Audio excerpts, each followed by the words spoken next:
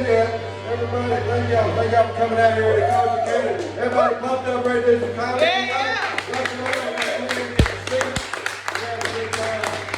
We got a great show for you. Please, somebody hand me the list. I'm going to need that at some time, I think. All right. All right, hey, everybody give a big round of applause for Tanika being here. And for Odessa out here. If you hadn't, they work here at Culture Canna. They'll educate you on all the products. Y'all give it a try. Everybody gets a 15% discount. So, check it out. The gummies are awesome. And if you, maybe THC ain't your thing, guarantee you know somebody that it is their thing. Get a gift certificate. I guarantee you'll find somebody that will be appreciative of it.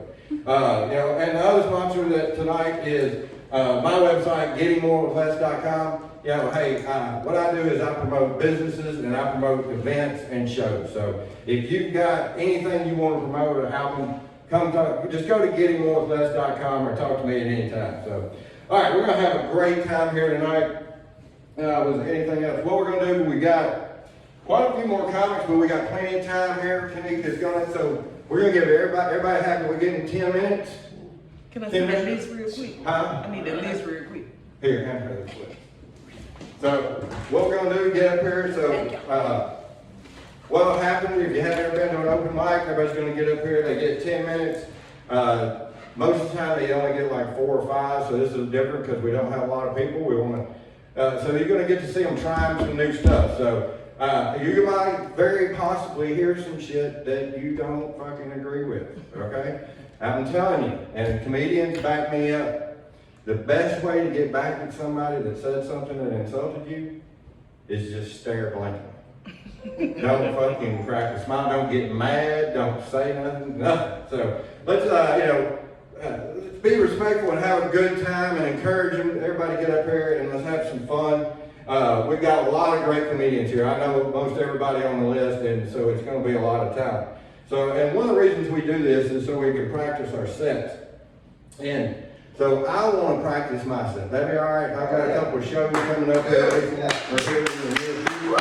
So, and then we'll get on it. So what I'm going to do, I need to finish this in 8 minutes. So Kanika, if you could send me the light at 7. All right. I got you. We give you great service here at Culture Canna. So come out here for all your open comedy needs. So, all right. And go ahead and start me up. So, all right. I'm Les, and I grew up around here. I lived in Nashville, right in the outskirts of Nashville my entire life. Grew up in a little community called Union Hill, just right outside of Goodlettsville. It's kind of a rural community, and I still live out there. I live on 3 acres, and my neighbors have tons of acres, so I'm in the woods. I mean, like really in the woods. And my favorite place in the world is to just sit out on my back deck on the summertime in the shade and just watch the, turkeys come in and strut through my yard, or deers grazing by my neighbor's barn, or squirrels jumping from tree to tree. And you look up, and all you can see is the faint breeze, just blowing in the tops of the trees. And the only thing that I can hear is my dog licking his butthole. Oh. I don't know why he has to do it right beside me. It's crazy. Is mansplaining, is that still a thing? Yep. Yep. Yeah. Kanika? Yes. Everybody? Anybody? Mansplaining? I agree. I think it is. I've seen it plenty of times. I've been in business for a long time. I've been to church a lot. I've come to learn that anytime you hear the word darling, some mansplaining is coming right behind it most of the time. Now, what about woman's planning? Is that a thing? Believe in woman's planning? No? No woman's planning? Yes. Yes? How long you been married, Taylor? 27. Yes. All right, so we got a little bit divided. I'm going to go out on a limb and I'm going to say I do think there is woman's planning. And I'm going to tell you why. I am a single father. And when I say single father, I mean a legit single father. Not one of those where my kids are with their mother 50 to 99% of the time. No, they're with me all the time. Because it turns out my kid's mother is doing a 15-year stretch for prostitution and money laundering. Oh my God. Just kidding, she's dead. Oh my God. But lost my train of thought. This happens here at Coach Canna from time to time. Yeah, woman's plan, that's what it is. But I have 4 children, and I don't know if y'all can believe this, but every now and then, they get on my nerves. They aggravate me. Hard to believe. And a lot of times it's funny. So I want to put it on Facebook, post it, let everybody know. And every time I do it, there'll be women that will get on there and want to give me parenting advice. And there's 2 main culprits. Culprit number 1 is women my mom's age and up, like 75, or something. And every time, at least one will get in there and say, I tell you what you need to do. You need to go outside and get you a switch and just light his little hind end up, and that'll change that behavior real quick. Well, with all due respect, ma'am, your son is 49 years old and still lives with you. How about you go get a switch, and if you can get him to get a job, then maybe I'll take some of your advice. And the second group is a little bit different. It's the younger moms. Maybe they've got a toddler. And they'll get on there and they want to give me a blueprint of how they're going to discipline their child for the next 25 years and just lay it out and how they're going to be experts at it and everything. And I should heed their advice. Totally ignoring the fact that I have been a father for 23 years. The only parent my kids have had for 10. And I have 4 compared to her 1. So, ladies, I can't believe that I get to say this. But sometimes I just want you to listen and not try to solve all my problems. While we're on the subject, you know what seems to irritate quite a few ladies besides myself and Sean Hughes? It's when fathers get compliments about their parenting on Facebook. There's a lot of women just don't like that at all. Oh, it just rubs them the wrong way. And listen, ladies, I understand. I understand where you're coming from. More likely as a mother, you are more apt to be the one that gets them up, gets them ready for school, make sure they got clean clothes, make sure food's on the table, gets them to ball practice, all this stuff. And then dad swoops in on Saturday, throws a couple of balls with them, pushes them on a swing, gets a picture on Facebook, and he's hailed as a parental hero. I understand where you're coming from. But here's the thing. I've been a single father for a long time, and I've gotten quite a few compliments on my parenting. Never one from a man. No man has ever complimented my parenting. So I don't know who you're mad at. Yeah. Most men are like, hey man, can't you go play golf or go fishing or something? I'm like, no. I'm like your wife. I got laundry and shit to do. I can't be doing that stuff. But you go. You go and have a good time, and I'll stay here with the kids. This is a lot of fun right now, right? Getting through. And yeah, that's what happens sometimes when I visit Coach Canna. And Don't be blaming it on us. I will have taken a little bit too much sometimes, and I lose my train of thought and forget what I'm talking about. So, but I'll tell you what we're going to do. How about y'all want to hear some other comics, get some people up here, get trained, somebody comes here with. I'll try some shit here in a little bit. Maybe I can get my head out of my eyes. Pass it up. Oh, yeah. Now pass it back when you get done now. All right, man. Hey, we've got a really good list. If you don't know, this is only our 2nd week here, and last week we had 2 people show up. So, hey, thank y'all. Everybody give yourselves a big round of applause. Yeah.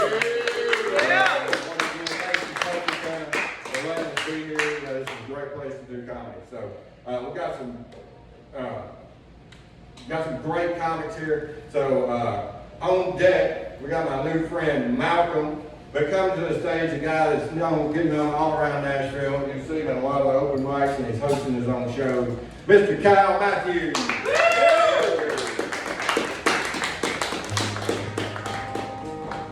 All right, everyone, open up this fucking pit. We're all massively sublime. How you doing? That's enough. We don't need any more. That was ironically picked, unless you guys are cool. Yeah, I like Sublime. It doesn't matter what you pick if you're picking your music, because it's like, You don't know if your taste in music sucks or not. You just assume everyone else's does. And you gotta stand up in front of everybody like, this is what I like. That's what I'm into. Yeah, I like Sublime. And the Red Hot Chili Peppers. Woo, woo. Okay. And Rome, when they were with Sublime. On that one song. Thank you, Chris. I'd go so far as to say I like the Dirty Heads, okay? I'll say it out loud, I don't care. I'm from Florida. You have one of two choices. You can like those bands or you can be racist, all right? You're welcome. Enough of that riff. We reached the end of it.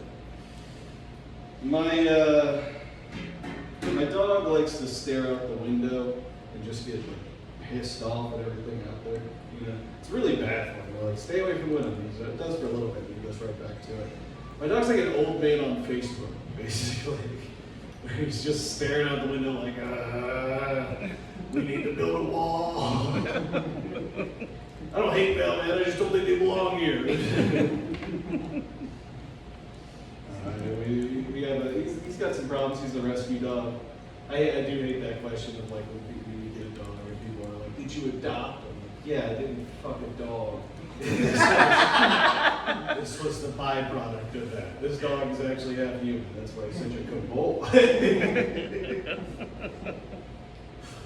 No, I didn't go out one night after a bad breakup and see across the bar Lockie Guys would be the most gorgeous border collie you've ever seen in your life. And then start a long-lasting, loving relationship with that border collie. And then raise a family together. Oh my. And then sat at her deathbed as she was dying, feeling emptiness and loss and questioning how any God who's benevolent could allow me to fall in love with a creature that ages 7 times faster than me. No, that didn't happen. I fucking bought the dog. But yeah, no, he another dog bit. We're gonna go through one more dog bit, and we'll get there. No, that was it in a row. I think it's funny that you never find Bibles in nice hotel rooms. You know? It's always like some, you know, it's never in like a really fancy, I'm not even tell you which one I think is fancy because I don't want you to judge me. But let's say it's like a Holiday Express, you know, something where you're treating yourself. You're not going to find a Bible in there. It's always in like a shitty rundown motel, you know, when they hide it in the gun drawer. Because I imagine they thought, like, listen, if we invest into a handful of Bibles, it's going to save us a lot on cleanup. Because then you're just like presented with options at least. But they're never in nice places, is what I'm saying. Because no one's having a great time and wants to be reminded of their morals. It's, you know, some guy calling down to the front desk like, hey, I'm trying to cheat on my wife right now, and someone left a Jesus book in my cocaine drawer. No, like you're just killing the Bible here, all right? Just let you. And also, I already have a Bible. I'm a pastor, okay? You don't need to. I've got that covered. At this point, I'm not worried about if I die in a mass shooting. I'm more worried about where it happens. I feel like that's my concern. I would hate for it to be the one day where I'm like, let's see what's going on in Spencer's Gifts. I haven't been there in a while. Damn. Right? Spencer's Gifts, everyone here's been.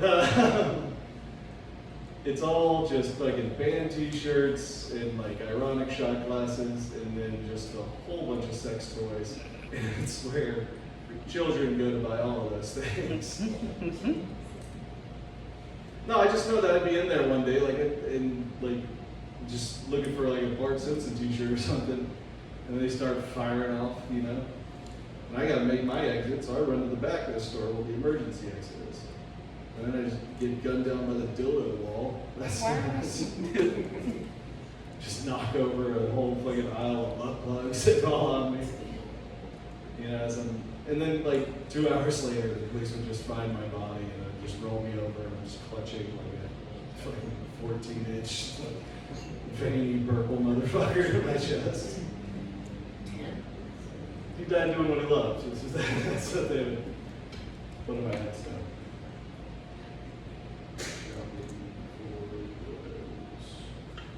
I think when I was a cat, I probably would have killed myself like 8 times by now. Damn. And figure out what part of that's a joke. This just says riff. You guys ever, you know, when you, you know, when you're, women, do, you guys know women, we were into these, you know, you ever been bad at improvising, just can't think of anything. Did you imagine Robin Williams when he couldn't improvise? He would just be like, oh, ah, oh, ah, hey, stop! Weird that guy killed himself, right? No one saw that coming. Same thing with fucking Chester Bennington. I'm not trying to besmirch his name, I'm just saying he had a song where he just screamed, "Put me out of my fucking misery," for 5 minutes straight. And people are like, we never knew. You know, they hide it so well. Check on your friends. Check it. They're probably screaming for you to help them out the window. My daughter, I have a 9-year-old daughter, and she's really funny, which worries me. If someone's too funny, there's something wrong with them. Or you're just fucked up and not funny. And I'll tell you, folks, that one feels worse. Cool. Awesome. Good night. Try to give it up for Cal Matthews. All right, everybody have a good time? Yeah. Yeah, he brought up Bibles in hotel rooms, and is everybody familiar with the Gideons? Yes. Anybody? Yeah. I got invited one time to go to the Gideons dinner. I was a deacon at our church, and one of the other deacons was a Gideon, and they're the ones who put those Bibles in hotel rooms. And our pastor was out of town, so he invited me to go. And hell, he wanted me to lie and stand up, and like I was the pastor, and get all these acknowledgments and stuff. And so I did it. So it was a lot of fun. They had Florence. It's the first time I ever had it.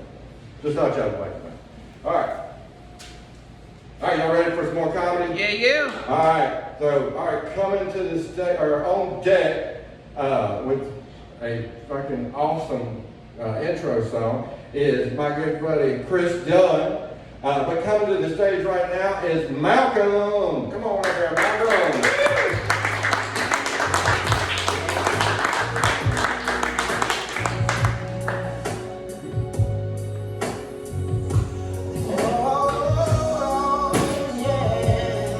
Keep it going.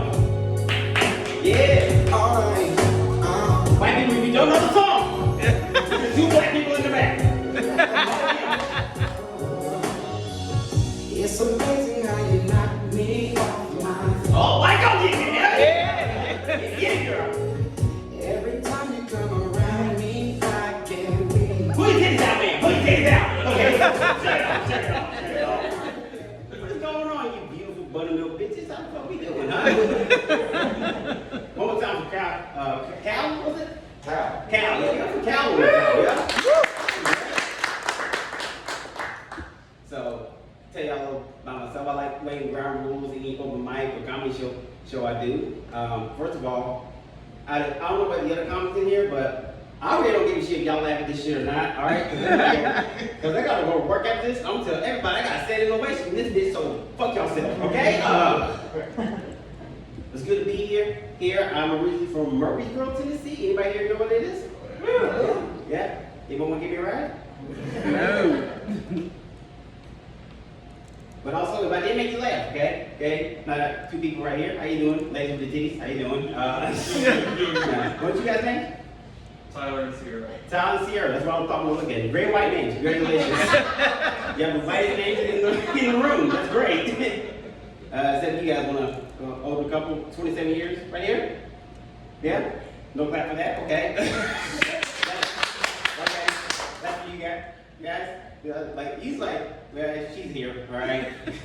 Same pussy, I got to take this dude, all right? You guys got kids? Two? Two, and this is like, fuck that. Shut it down. No. That's why you're not holding hands, I get it. But no. Tyler and Sierra, all right. So you guys are very nice white people, all right? Can y'all do a big, big favor, okay? If you want to really support my dreams, can you get your phone out right now and follow me on Cash App? It's $sign right. Man, go put your phone back. Go put your phone back. I saw you pull it out. I saw you have a black child. That's what I'm saying. School me out here in Nashville again. Yeah, but here's the thing I learned about being, I guess, a local comic is that we really don't know where the fuck we're going to perform at, you know? Like, because not all places can be culture candy, you know what I mean? Like, for instance, I got booked, I'm doing a lot of private corporate shows, so I got booked to do a private show at a BDSM room. All right. Okay. No, okay? Now, here's the thing. There you go. So I am so uncomfortable, but the host he was real cool about it. He was like, no, don't worry about it. They paid me good well, but it was kind of weird because the stage was kind of like this, you know what I mean? Same size room. Well, what I found weird was they had like whips and chains and everything. Kind of felt like I was on a boat. Oh, damn. That's for the black people in the back. White people, just look at them. What else is there, man? And I haven't really talked about that. Because I can get this off my chest. 24 out of 25, we're in this year. I'm starting the year off good. I got engaged this year. Y'all give it up for me. I got engaged. But also, I haven't really talked about this on stage yet either. Also, 2025 is looking really good for me. I'm happy to announce I got disengaged, so fuck that bitch. Damn. I guess it works. Hey, if it works. Oh, man. So anybody here been on any like weird websites that's not Pornhub? No, no? Pornhub.com, nothing? All right. And also there's one weird website. You guys ever heard of a place called Clubhouse? Yes. Oh, you? Unfortunately, yes. Unfortunately. Oh, I gotta understand. I gotta answer this, big dog. What's the weirdest room you been on that bitch? Don't do that. Why you pointing at her? What you find her on it? What's going on? No, here's the thing, okay? If you guys don't know what it is, if you don't know what it is, okay, it's exactly like Facebook, Instagram, any social media platform, you know, people can add you, you can add them, alright? Alright, you can Google it now, alright? Lady in the jean jacket. He's not even looking at me, it's fine. Anyway. But, yes. But the only difference between this is you have to create this thing called a virtual room, all right? And depending on what you name these rooms, that makes people want to join, you know what I mean? See what you guys are into. You know, BDSM, Les over here, Sean T. Hughes, whatever you want to call a room. But there was 3 rooms on there that caught my attention. The first room was called Shoot Your Shot. Now, are we all familiar with Shoot Your Shot in here? Okay, let's get a little older. You guys a little older. Let me explain to the older people here. Shoot Your Shot for 2025 slang, that is pickup lines. That's hitting on somebody. Okay? Now I'm gonna go around the room. Alright? If you don't want to be a part of this, look away. Alright? But if I look at you, you have to answer. If you don't want to answer, look at the person next. Look at your neighbor, and then I'm going to talk to them. Okay? I'm gonna start with Les. Worst pickup line you could think of, or worst shot you've ever shot? What's the worst shot I ever shot? Worst pickup line, yeah. Sitting down drunkenly and hollering, hey, you want to dance? So what you doing right now? Yeah. Okay. All right. Lady in the jacket, what's your name? Tara. Tara. Huh? Very white name. Congratulations. Oh, thank you. Yes. I like tattoos on you. What's your favorite tattoo when you lay there, man? Huh? Your cicada? Oh, why'd you get a cicada? They're my favorite. Oh, your favorite cicada. You're definitely white. Awesome. Now, what's the worst pickup line you can think of, or worst someone ever tried to eat, other than right now? Oh, damn. I don't know. I'm a big fan of the awful ones. No way. I'm a big fan of awful pickup lines. But I like to go up to people, and it's usually women, so they know I'm joking, so I don't get kicked out. Like, hey, I'm all into this. Fuck my sick. I want to know what your plenty of fish looks like. no, I like to do, you can go back to my place, I'll show you the box my virginity came in. Ooh, I think you can. Damn! Email's got an erection right now. I don't know if I'm gonna get this open right now. We should not. We should not. That's why I'm putting it this way, sir. Shut up. Anyway. Alright, now go back to the. You guys go, by the way? Yeah, I'm weird. Oh, I like Ames. Okay. I think so. You think so? Just kidnap the bitch, get in the car. Anyway. Now, how long y'all been together? 12 years?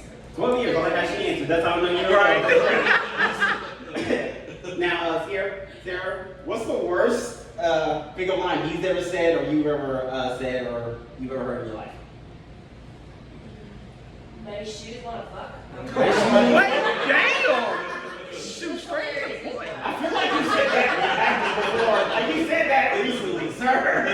Like someone's black dude's gonna ask me this. I'm gonna say this to him. That's what it happens. Alright. Now to the black people. Mr. Miko. What's up? Worst pickup line you've ever heard or you could think of. Take your time. Oh, shit. Oh, it not even the worst. It's just the cheesiest. The cheese. What's up, little mama? What's up, Fuck little you. Hell, I'm bigger than you. Hey, auntie. That part. That part. Really? That part, yeah. She can wear right now. Anyway. Moving on. The second room on this was Bush or no Bush. I'm not talking about the beer. Oh, what a president. Yeah. Now, I'm gonna go over. Now, I believe in equality. Men, I'm gonna ask you what you prefer. Starting with you, Les. Bush or no Bush? No bush. No Bush? Mm. You like surfboarding then, all right. You like waxing that ass, okay. All right. So what you working with, ma'am? Chrissy? Sierra? Bush or no Bush? I mean, either way. Either way? Okay, damn. Well, like you had to answer that very carefully. Miss Taylor, is it? Yeah. Tara. Bush or no Bush? That information's behind the table. Oh, shit. We like that. My balls are so full right now. I'm so glad you came out. This is awesome. 27 year is. He said, don't you fucking say it. You want to make it 28? Don't you fucking answer. You want to make 3 kids? Okay, I'm done. Moving on. I read too much. The last room on this was, do you like eating ass? Oh, damn. Now, real quick question.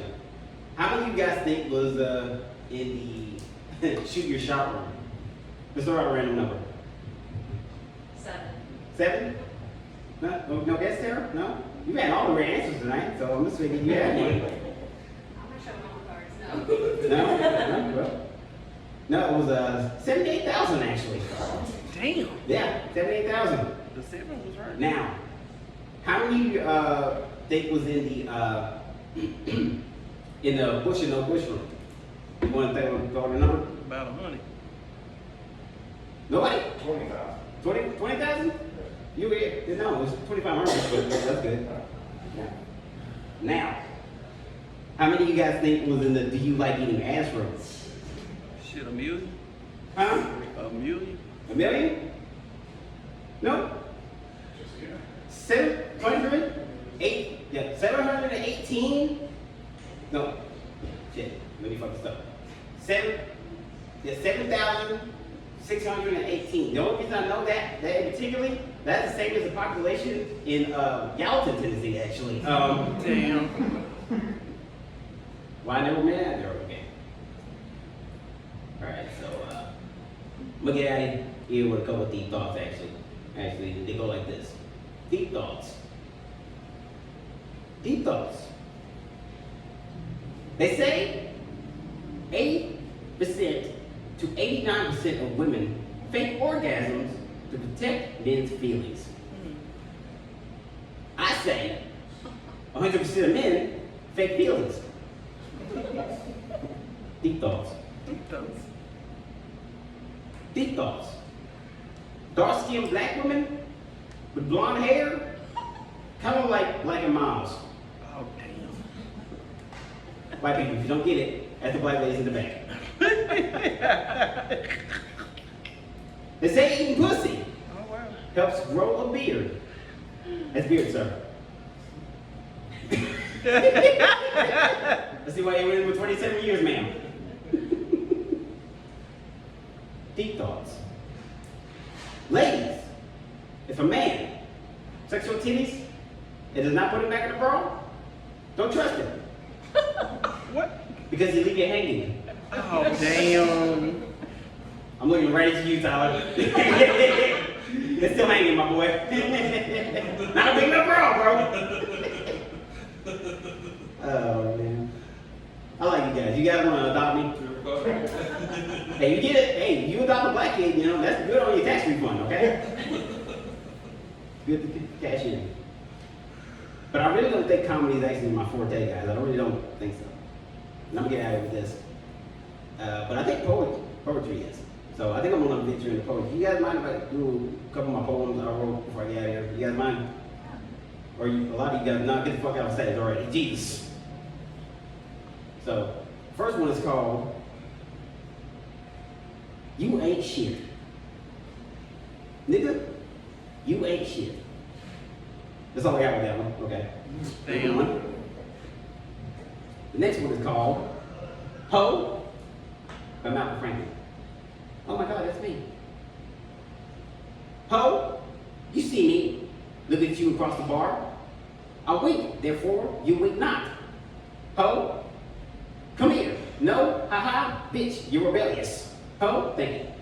Damn.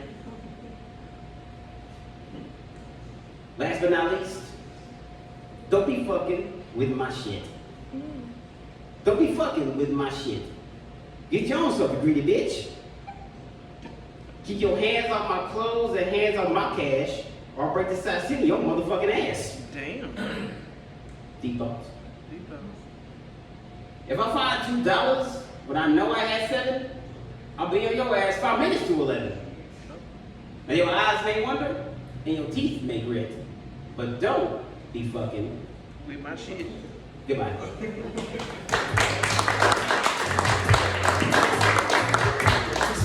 Y'all give it up to Malcolm. All right, good job. He's talking about women faking orgasms. I'm at the age where I fake orgasms because I'm tired. Damn. All right, everybody enjoying themselves? Yeah. All right, let's keep it going here. All right, now we got on deck. Somebody's actually older than me, Mr. Richard Scudder. But coming to the stage right now, here he is, one of Nashville's top up-and-coming comics, Chris Doug.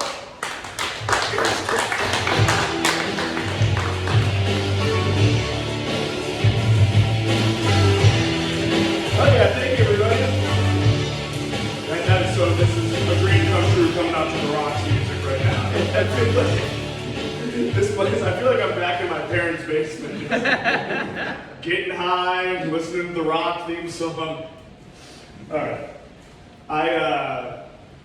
My girlfriend and I, we moved a couple months ago, and this time around I wanted to like spring for a moving company, you know, not have to worry about it. When you Google moving companies around here, the top one that comes up is a company called College Hunks Moving Junk. If you've seen it, it's basically just like a logo of a ripped dude with like a shirt off, and I'm like, I'm not gonna pay money to look worse in front of my girlfriend. Like, the last thing I need coming into our house is men who are attractive, helpful, and went to college. Also, what college do these guys go to where they could do a full move in the middle of a weekday in September. I'm just bitter because they rejected my application. I don't want to divulge too much about my girlfriend off the top here, but it is her time of the month right now. Not her period, that's just what I call it when she covers 100% of our bills. Damn. It's pretty emasculating, I'm the one who can't fuck for a week.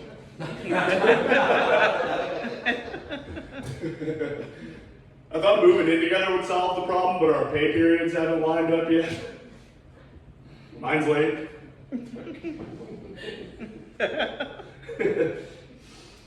The relationships go well though. She's 4 years younger than me. I'm 20.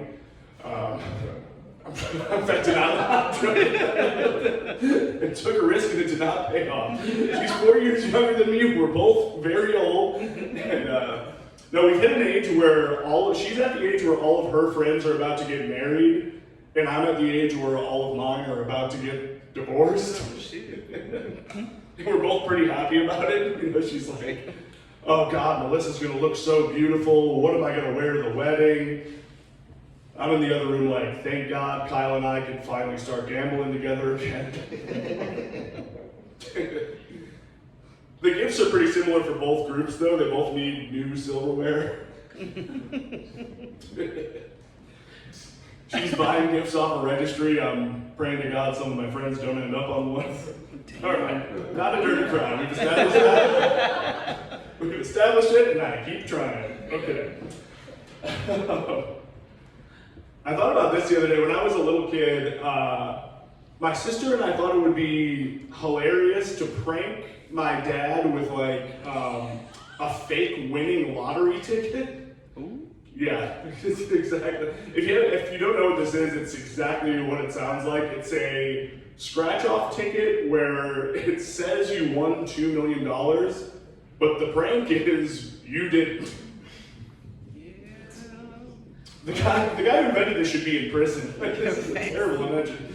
We knew right away, like, I even as a child who didn't know anything about money, regretted it immediately when he scratched it off and didn't say anything to anybody. He just slid it right into his pocket.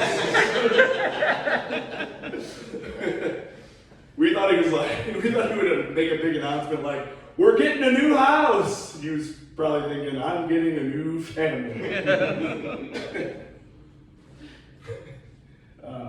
Actually, yeah, this is I forgot about this. They later got divorced. Probably had something to do with that. He took me out to Chinese food to tell me that they were getting a divorce for some reason. And in the fortune cookie he got me back, I opened it up. It was just like, I'm not paying for your college. Damn. If you guys are digging this set, feel free to hit me on Venmo. This is real. I got on Venmo super early, and my username is @GeorgeClooney. I thought that was going to be like my retirement plan, like the guy who bought Music.com or something. But then it occurred to me, why would George Clooney ever use Venmo? Ooh, he went out to lunch with Matt Damon and they're splitting the check. My actual Venmo must look insane with that name though. They're like, why is George Clooney requesting money for gas? Or a funnier example, all right. I keep telling it without rewriting it, and I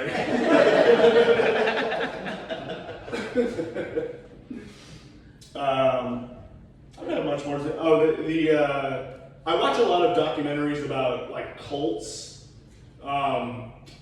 Seems like if you're going to be in a cult, you'd want to be the cult leader. That seems like the guy who's having the most fun. I don't think I have like the confidence or a good enough idea to lead a cult though. Like day one, I would just gather a bunch of people like, you guys feeling lost in your life? Can you not even get out of bed in the morning? Neither can I. Now everybody line up and let me fuck you. Damn. All right, that's all I have to say. I'll see you guys later.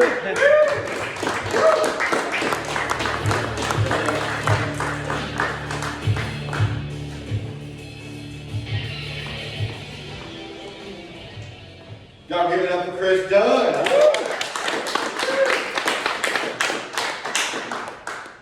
Hey, just so you know, smoking is allowed here at Culture Canna, so feel free, enjoy, get you a drink, get some gummies, have a good time. So, all right, got some more comedy. Y'all ready for some other ones? Yeah. All right, is Caden here? Oh, there you are. All right, good to see you. All right, so we got Caden Hinton on deck. But coming to the stage right now, this guy's been down going around doing mics in Florida. He's got a show going regularly a couple times at Halfbatch up in Hendersonville.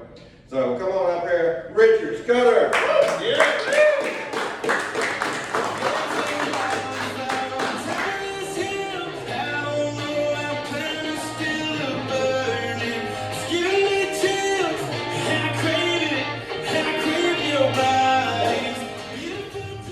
I know you guys had me tagged with George Strait, so I had to throw you a curveball there. My name is Richard, and I suffer from penis inferiority complex. Oh, okay. That's not a joke, just thought you might want to know something about me. I'll tell you more about me. I recently bought my first pair of these here jogger style sweatpants, and they're very comfortable. And what I've noticed is that when young people wear joggers, they look cool. When I wear joggers, I look like I left the hospital to have discharge. I'll tell you a little more about me. I live in Hendersonville, as mentioned, but I'm originally from Kentucky. That's where I got all my elementary, my middle school education.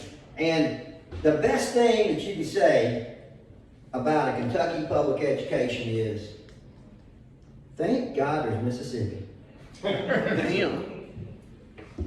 I did really kind of come up here about a plan tonight. My wife's come up to New York with my daughter for a little mother-daughter weekend. And I was at a bar last night, and I'm here tonight hanging out with some potheads. But let me ask you this on the I don't know anything about it. I mean, I don't know the difference between Delta 8, Delta 9, and Delta Airlines, but does it make you, if you're watching a movie, does it make the movie better? It can. It can? Tell me a good movie that you've seen in the last year. What's a good movie you've seen? A good movie that I've seen in the last year. It damn sure can't be new. It gotta be something old. Tell me one. What was it? Oh, that I watched High and Dissected New Jack City. I didn't see that one. Anybody else seen the movie this year? Ain't nobody seen The Wicked or anything? What'd you see? Devil Thieves 2. No, I didn't see that one either. Hey, one more. Somebody seen the movie. Come on. Huh? Avatar. There you go. Avatar. I haven't seen any of those movies. I tell you, here's the truth. I don't like movies because they don't make them for me anymore. I like James Bond 007 movies. Oh, shit. Yeah, and of all the actors that have played Bond, by far my favorite was Sean Connery. Because of all the Bonds, he was the only one that randomly met a woman named Pussy Galore. Oh, well, damn. And what are the chances? Like 1 in a million are not that good. I'm sure some of you guys in here, when you're out and about, met plenty of women. The very second you ran up on some hot chick and struck up a good chat, and she tells you her name is Pussy Galore, you wouldn't be able to say S-H-I-T, would you? But Bond could, and Bond did. And here's another problem. Say you really hit it off, and and Pussy becomes your girlfriend. Then what? How about, when it's time to bring Pussy home to meet the parents? Mom, Dad, I'd like you to meet my friend Pussy. Mom, Pussy. Pussy, Mom. Dad, Pussy. Pussy, Dad. I just like saying that whole bit. But so in the 60s we had Pussy Galore. In the 80s we had the Bond film Octopussy. Here's the kicker. I grew up in the 70s, so Here's the thing about pussy in the 70s.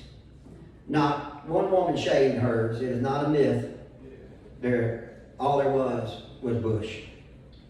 And so I remember the first time that a woman pulled her panties down for me, my very first thought was, you can get a nice sweater out of that. Oh, shit.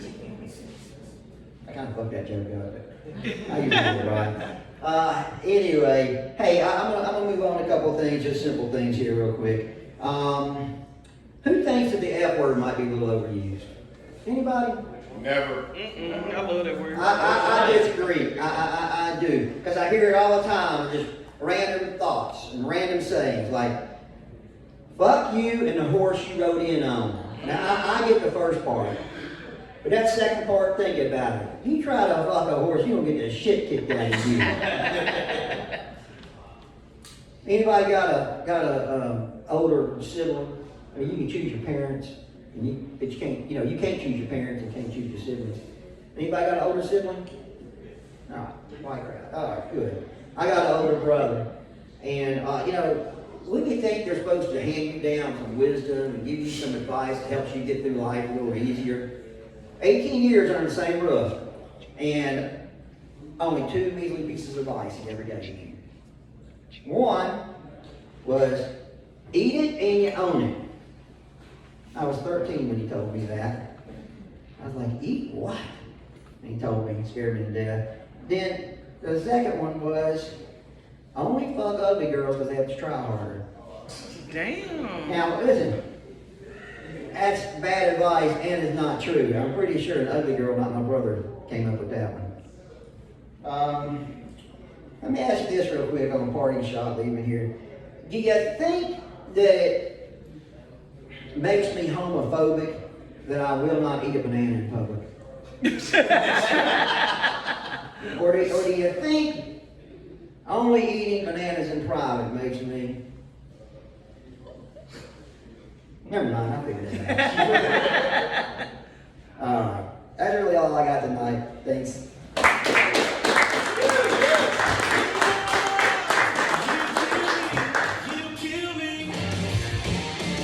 Y'all give it up for Richard Scudder. All right. My friend Taylor is here tonight, and Taylor and I worked at the Opryland Amusement Park. For any of y'all new to Nashville may have heard about it. We worked there back in the late 80s, early 90s. And what was it you said, Richard? I don't know, man. I get fucked up all over my train. My first job there was I gave out change at the remote control boats, That was all I had, just a day on, give out change. And right across at the other end down there was the Bluegrass Theater.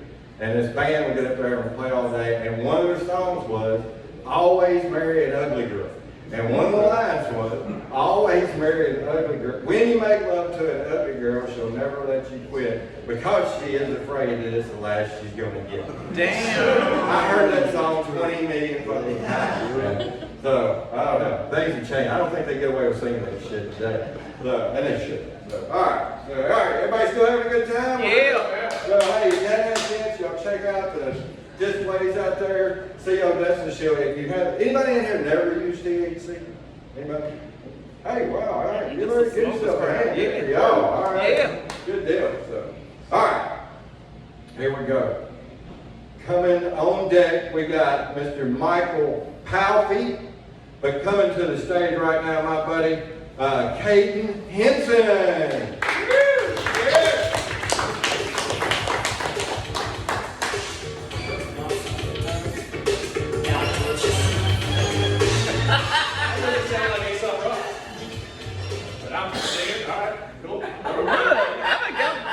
He got my list and I got it all mixed up. My bad, y'all. My bad. I'm a little high, just a little bit. Nah, y'all recording this? Yeah. Right on. Yeah. Yeah, give it up for all these funny comedians and Les for keeping this going for us, right? Yeah. So, I gotta tell you guys something. I used to be fat. I know what you're thinking. Okay, the hell you mean used to be? This is amateur fat, right? Recently, I had to lose 150 pounds. Did that. And I tried to go professional. Good job. I couldn't do it. I couldn't go, but yeah, if you don't know what professional fat is, that's where you get so fat that the government pays you to stay home and be fat. I come from a long line of professional fats, and I'm disappointing the family. I had to lose weight because my doctor said I was going to die or whatever. Apparently, urine isn't supposed to attract ants. Oh, It turns out. Well, sure. yeah. He gave me advice. He was like, you got to cut down carbs and sugars, cut them out. And I did, and it turns out that when you cut out carbs and sugars in your diet, you can actually get rid of the remaining 10% of joy and happiness in your life. Gone. It's all gone. I tried to start working out, and I just couldn't force myself to do it. So I had to give myself a reward system. I was like, not going to smoke weed until I work out that day, right? I'm proud to announce that I'm now 3 months sober. Well, thanks, everybody.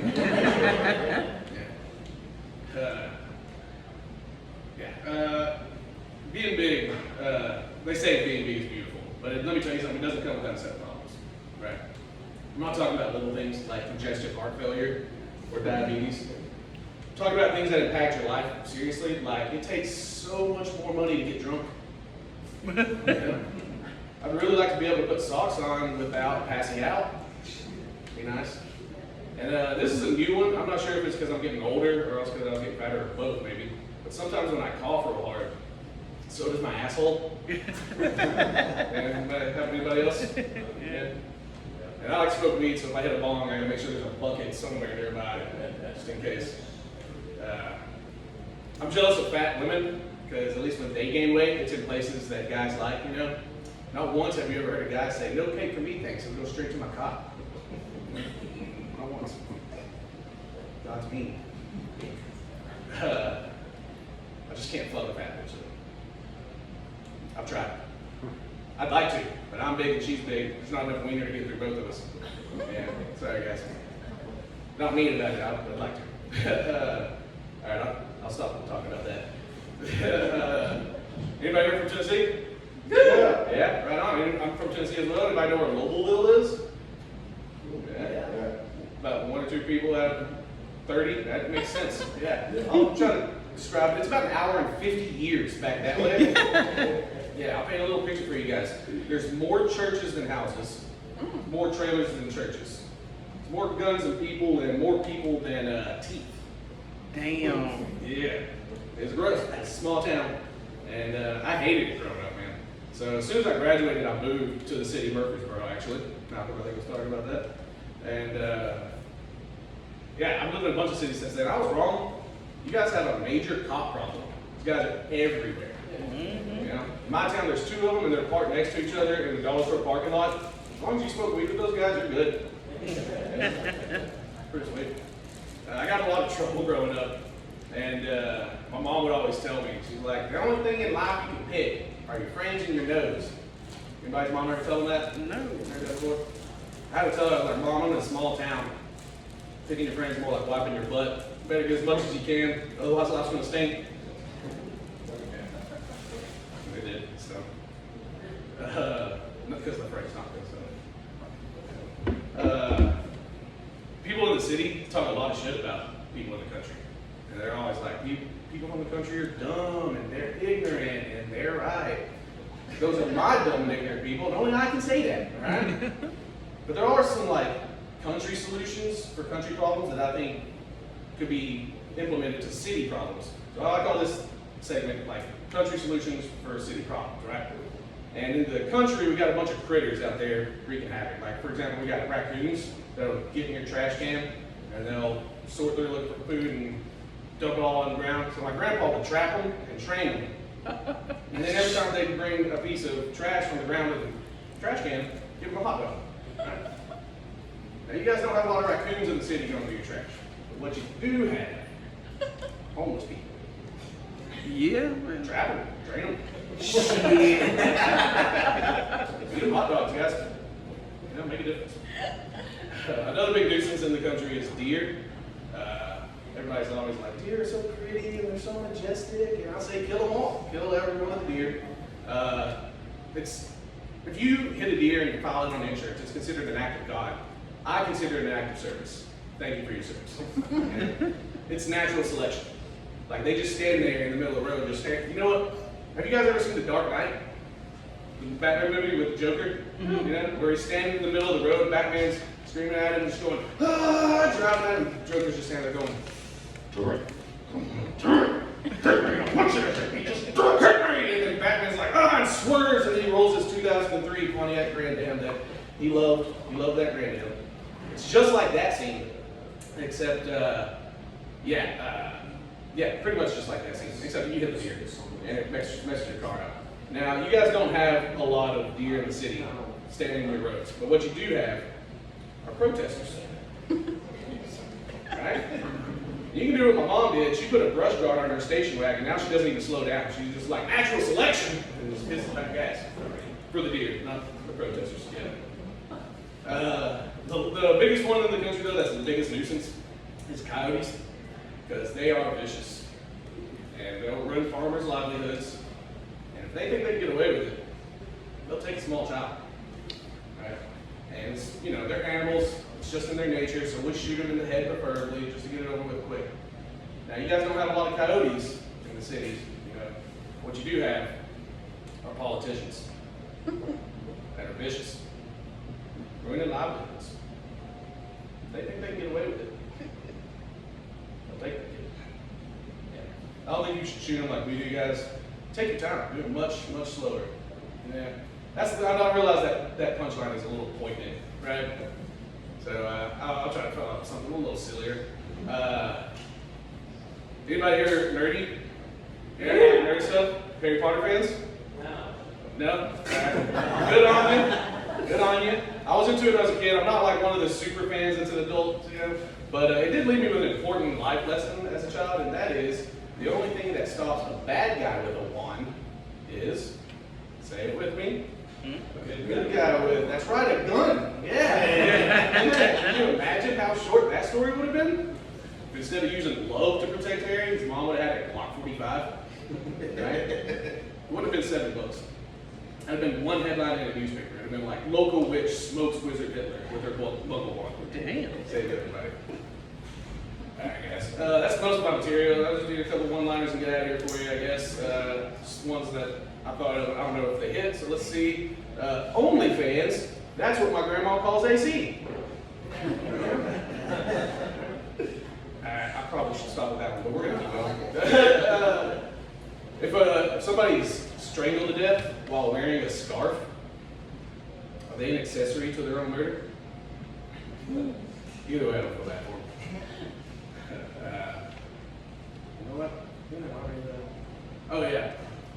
This one's a little dirty. Alright, so I was talking to a girl on OkCupid. It's not a one-line, it's short though. I was talking to a girl on OkCupid, and can we agree that like kinks are kind of, I'm not here to kink shame, they're getting, she was just like, hey, I want to stick my vape in your butt.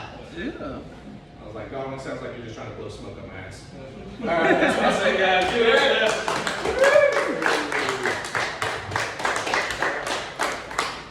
Y'all give it up for Kate Henson. Talking about guns, how, the only way to stop a bad guy, that kind of shit with a gun is a good guy with a gun, which is fucking horseshit, I don't know. But I saw a meme the other day, and it's the dumbest thing I've ever seen on the subject, and it said, Abel was killed by a bad guy with a rock. Goliath was killed by a good guy with a rock. It's not about the rock. I'm like, all right, I got some questions. If you can do the same thing with a gun that you can do with a rock, why are people spending all this money on guns? That seems like a lot of money, a big waste. And 2, if all the people that shot somebody with a gun this year had only had access to a rock, how many people would still be alive today? That's one thing. And 3, was David a good guy? I mean, really, if you don't know who David is, he was the dude in the Bible that killed a giant with a slingshot. And then he became the king of Israel. While he was the king of Israel, he raped a woman. When he found out he got the woman pregnant, he had her husband murdered. Now, this is just my opinion. But if that's your idea of a good guy with a gun, I don't trust your judgment. So, all right. Thought of that. Thank you. Hey, great job. All right. Here we go. Sorry. One of these days, I will either get glasses or let somebody read this shit for me. All right. All right, here we go. On deck, we have Mr. Peyton Wholesome. There he is. All right. And coming to the stage right now, Michael Pappy.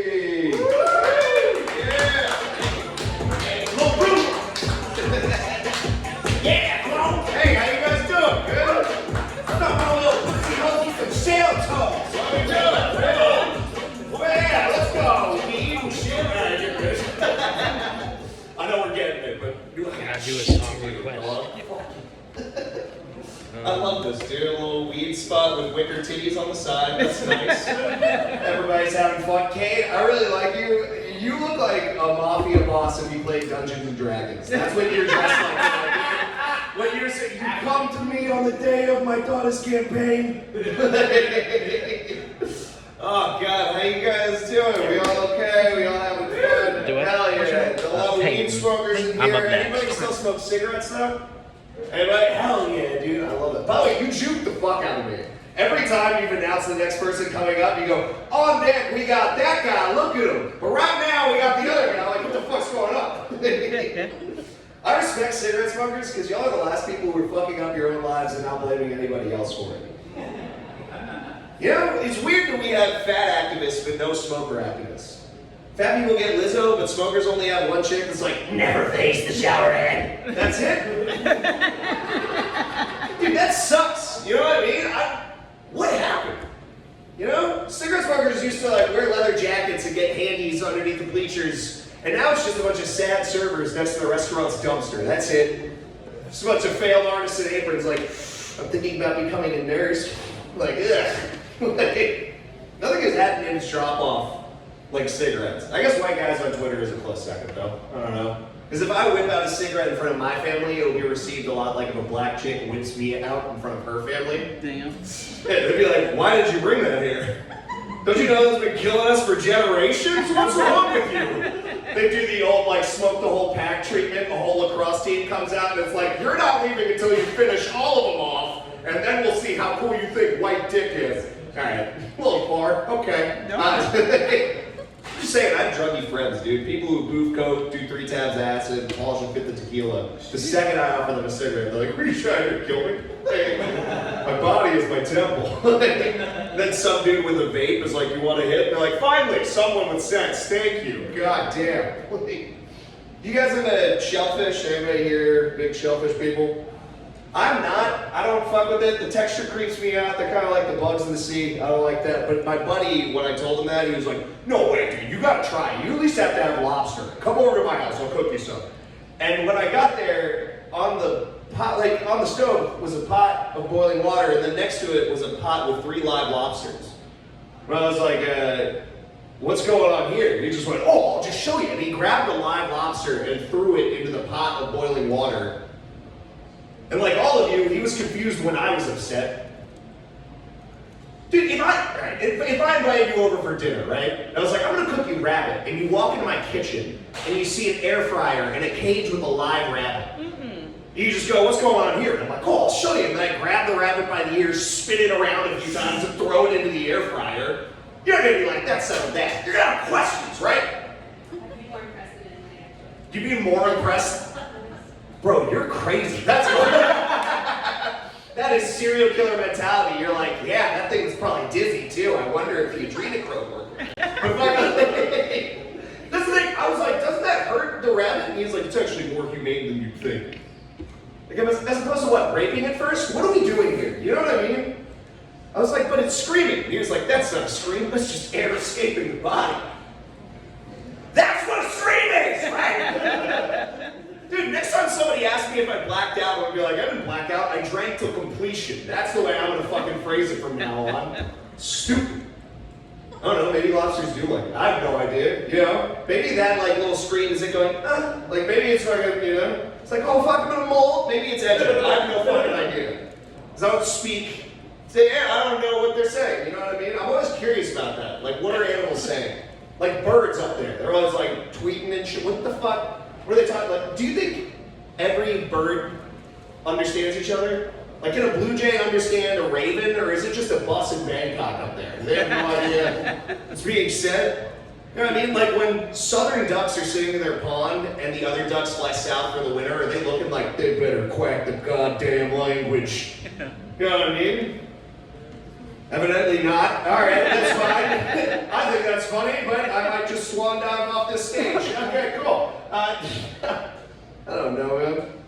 I think it's funny. People watching like birds like flying around next to each other, like, oh, they're mating. Meanwhile, it's just one bird going, get away from me! And the other's like, come here, come here. Like, exactly. We have no fucking idea what's going on up there, dude. I don't know. I want to be able to talk to animals to at least see why squirrels edge suicide every time I drive through an intersection. Just like, oh, broke your axles. What are you doing that for? You know what I mean? I guess it's because they're still in the food chain. That makes sense, right? You know? Because like between a tire or like a mouth, what's a better way to go, you know? That's the thing, we forget that we're not in the food chain anymore. We look at a nature preserve like, that looks peaceful. That's Afghanistan to a squirrel. That's what's going on, dude. Feral cats, everybody's like, why are they dicks? They're in an active war zone, dude. They're soldiers.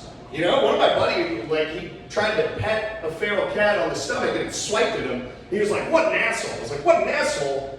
He just walked up to a soldier off the streets of Kabul and just went, oh, got your nose. Like, that's basically what you're trying to do to him. Doesn't fucking make sense, man. Are you guys into conspiracy theories? Yeah? Have you guys heard the one that birds aren't real? Yeah. You know what I'm talking about? And the whole reason is because, like, you've never seen a baby pigeon. That same logic, I've never seen a baby homeless man. You know, just a toddler leaning on a Playwright shopping cart. It's like, hey brother, you got Minecraft on your phone? Come on, I haven't played in a minute. Just one block. Like, I've never seen any of that, dude. Never seen a lady outside of like fucking Publix with like a little bell, just being like, we almost have enough money for a fucking easy bake oven. Please think of the children. I don't know. I know empathy is all the way down for homeless people because there's an Instagram page called Bums and Drones. Have you guys seen this fucking thing? It's exactly what it sounds like, dude. It's literally just a bunch of homeless people around a fire, and then a drone just goes and like drives into them. And you know, they're all schizophrenic, so they're all like, I knew the government was after me the second they see it. It's fucked up. We need to watch out, dude, because if homeless people organize, we're fucked. All they need is like one Genghis Khan or one Nick Saban, and we are screwed, dude. Nick Saban. Yeah, dude, they'll just start pushing shopping carts down the fucking hill, using used needles as lances, like, charge! Use fucking empty paper towel holders as horns, like, fucking around. It'd be perfect. If they used needles as like a fucking, you know, an attack, it'd be perfect. Because on the liberal side, they'd be like, oh my God, hepatitis. And on the conservative side, they'd be like, oh my God, the COVID vaccine. It works perfectly. No matter which way you cut. All right. Anybody here have Spotify? Yeah. That's about the extent of me talking to you guys. I'm sorry. Anybody think of this? You guys all like whatever. And you guys know that they have an AI DJ called Spotify DJ X? You hear that? Dude, it's actually great. But anybody else use it yet? Yeah, dude, I love it. It's great. It like plays all the music, but it feels a little, the voice, it's not a Microsoft Sam voice. It honestly feels a little targeted because it just goes like, hey, how you doing, Michael? Here's a few hits from 2019 that you really love. We're gonna play them right now. It's just like, oh yeah, white kid loves Kendrick Lamar, black dude from the Bronx, he's gonna really trust him, for sure. And they're right, dude. The second they play a song that I like, I'm like, oh, X! I've said that in the car, like, you know? I love that shit, dude. I'm curious how the AI works. Like, as I'm driving, because I'm from Florida. If I drive out of Florida and into Georgia, is it going to go, all right, now I'm going to pass it over to someone who insists on calling me brother? And it's just, yeah, we got more water on the way for you, baby. Just like hit me with that. And then I drive into Atlanta and DJ X comes back. He's like, good to be back, Michael. Like if I like a racy tweet, is DJ X going to know? And then the next time I try and play music, he just goes, sometimes it's not just a joke, Michael. Now playing Not Afraid by Eminem. I don't know, racy stuff. X, alright. I don't know. I'm curious. What porn categories are you guys into? Are we gonna, anybody? The weird stuff. The weird stuff? Hell yeah, dude. Anybody with a button up that's a short sleeve, I'm like, yeah. There's something going on there. There's something involving a car battery and a slinky. I guarantee it, dude. No, I love that. I like porn, it's fun, but I feel like we need new genres. Like, I've never seen a porn magician, and I really want to see that. Just like a dude fucking a chick, and then he comes inside her, and she's like, oh, did you come inside me? He's like, no, have you checked behind your ear? And then it's just something like that, where it's just like pulling out fucking anal beads, like, when will it end? Like it's a handkerchief. Anyways, oh my God. You guys know kinks are hereditary? Did you guys know that? Isn't that crazy? If that's the case, dude, my dad likes getting his nipples licked. Isn't that embarrassing? How did they figure that out? Is it just like a fucking sorority that like did work on Parents' Weekend? Just like Zach and his dad and a picture of feet and they're like fucking ties to each picture? We're moving on. All right. That's called transition. Knock, knock. Who's there? Not a punchline. All right. Sorry. I thought we were allowed to have fun here. All right, I'll leave you guys on this one. You guys watch cooking shows? Are we all fans of cooking shows? Yeah, like Chopped and stuff. I like those shows, but I do think it's weird that no matter what the contestant says, the judge always says, thank you, chef. That's it. That's all they hit them with. You know what I mean? Like, I thought of it. It's like, at some point, it's just going to be like, all right, chef, what did you do with this dish? They're going to be like, well, you guys used cotton candy, and so with the cotton candy, it reminded me of when I was at the fair and I threw up, and so I threw up a little bit in each of y'all's dishes to give it the personal flair. They're just like, thank you, chef. That's it? That's all you're going to fucking say? I want a cooking show, but like not a cooking show. Like cooking show style, but like for serial killers. I think that would be really entertaining. Damn. Yeah, you know what I mean? Just like, all right, you have 30 minutes to find your victim and kill them in your special way. Go! Like, they let them in downtown. Like, 5 minutes, killers. And the guy's like, I'm chasing her, she keeps ducking me, I'm hoping the pitfall trap works on her, but I'm not really sure. You guys are fun. All right, my name's Mikey B, or Michael Palpy. All right, Mikey, bye. Y'all give it up again for Michael Palpy. You said people that don't believe in birds? Yeah, that's like a real thing. Yeah, They think they're going on drugs. I'll work with the guy. That doesn't believe in birds. Doesn't believe in birds. Yeah, that's insane. Did y'all see that documentary about the flat earth people? I don't know, it came out a few years ago, but they actually, I mean, they took a top, you know, like a spinning top, and they got it spinning. It's a high-tech piece of equipment. And they got this motherfucker spinning as fast as it goes, and they said, all right. And they said it. I mean, they sat there and said, if the world is actually, you know, spherical like they, you know, like we're claiming it's not, then this top is gonna move this fucking much, you know, like over here. And it did exactly what they said it was gonna do. And then the next thing, well, there's just gotta be another fucking explanation. I'm like, how do you win with that? Yeah, you just can't do it. So, all right. Hope there's no bird deniers or flat earthers in here. All right, here we go. We got a few more comics left. We've got on deck Michael Malamud, and coming to the stage right now, Peyton Hawson. Yeah. Oh, okay.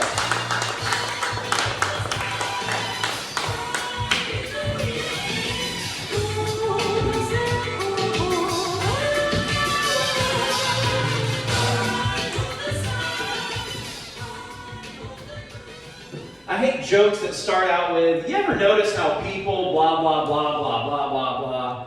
Ma'am, I'm autistic. I don't understand how people do anything. You could, honestly, you could be planning my death behind my back. I wouldn't even notice just because I assume you have good intentions. It's why I should not trust people one bit. I have become the Great Wall of China when it comes to keeping my emotions protected from other people. And I don't want a single one of you dirty, filthy Mongolians getting in. Been down in the old Dayton mines recently, trying to strike gold, but instead I keep hitting a sewer pipe of shitty people.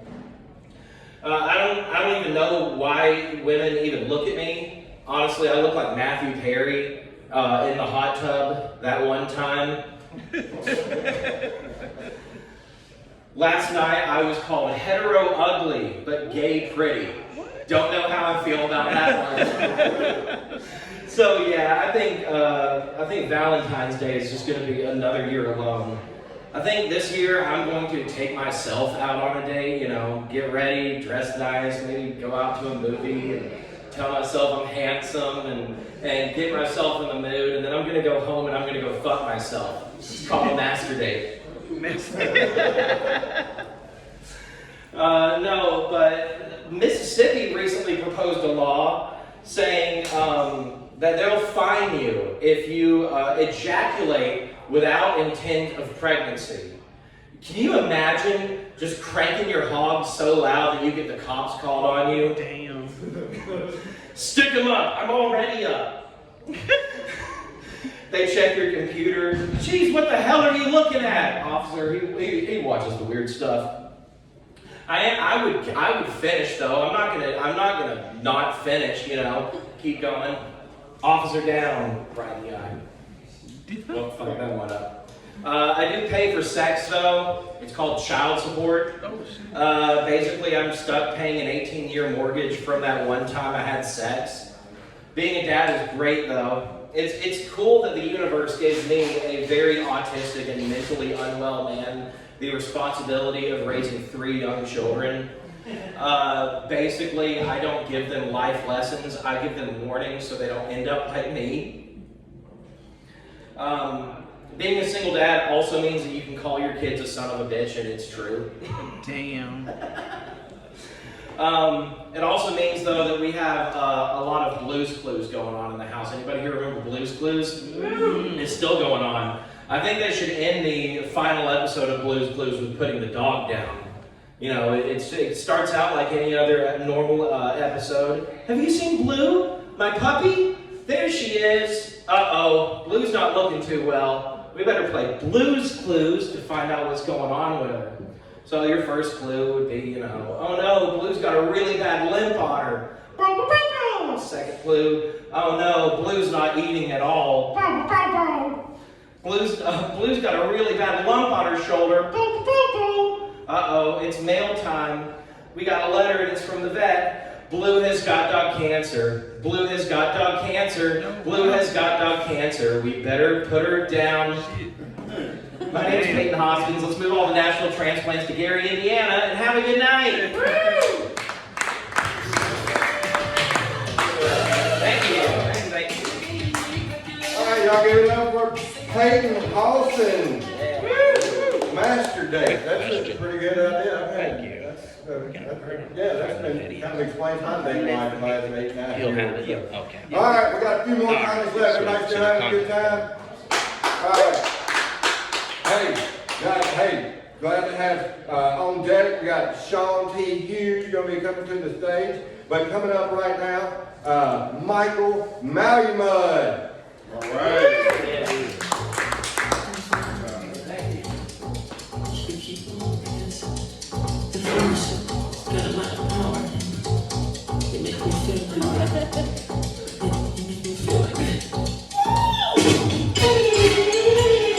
Okay, stop right now.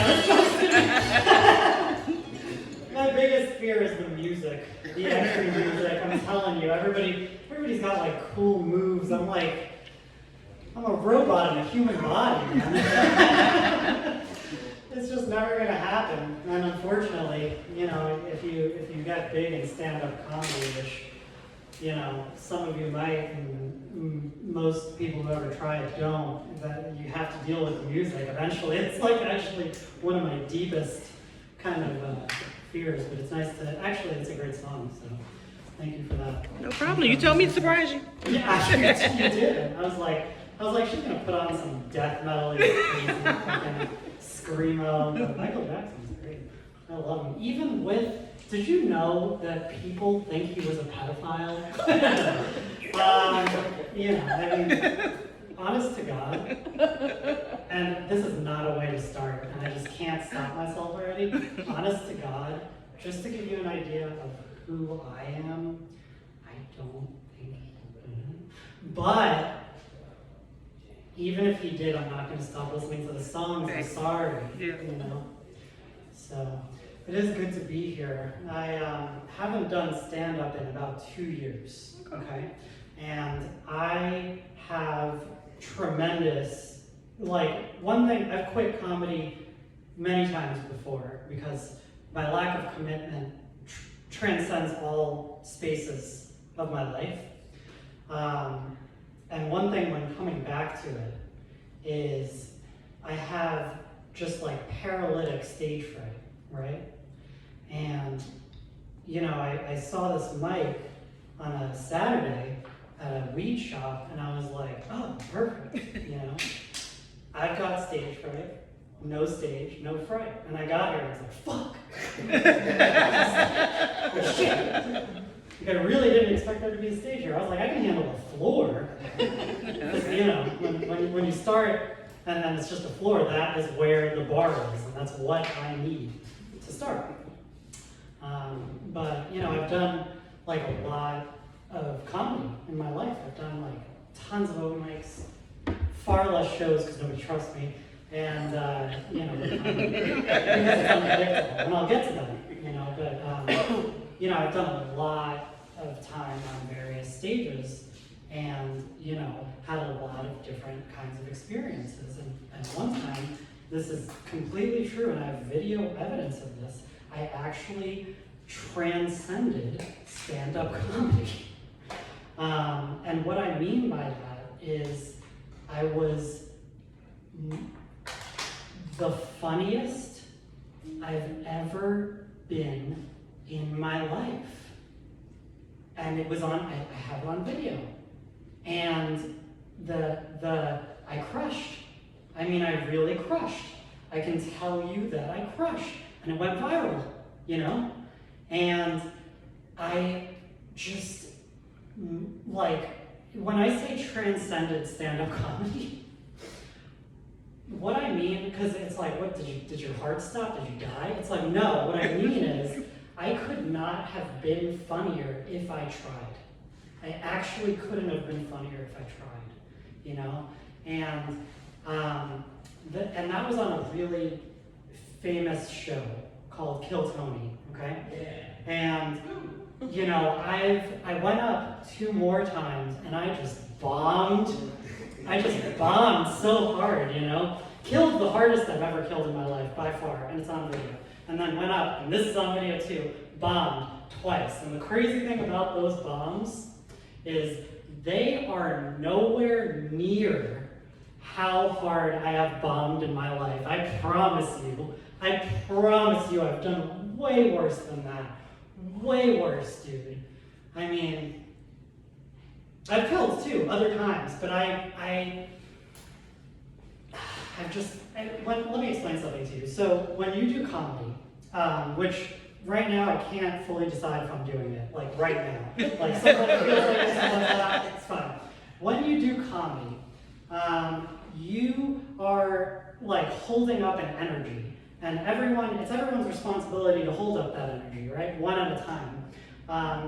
You know, and like every comedian's doing that. The host, it's the most important to do that, and it's their job, but then every comedian is holding and passing this energy to the next comedian, and that's really important. You fuck it up, you could suck the air out of the whole room, you know, really. And, you know, like, so every comedian is doing this. They might be dark, they might be repulsive, they might be clean, but they're all passing along this light, happy, funny energy. And I promise you, there have been so many times that I've gotten off stage and the host has come up and literally said, "Okay, Michael Malamud, everybody." Like that exact tone of voice. I've sucked the air out of so many rooms in my life, but, you know, the trade-off is I've also killed harder than anyone I've seen do it sometimes. And that's what it is, you know, like bomb the hardest, kill the hardest. That's the trade-off. And I actually feel like bombing and killing are like so closely related. It's in the set right now. It's always like, oh, is he gonna be someone we don't ever want to talk to? You know? So it's kind of just interesting.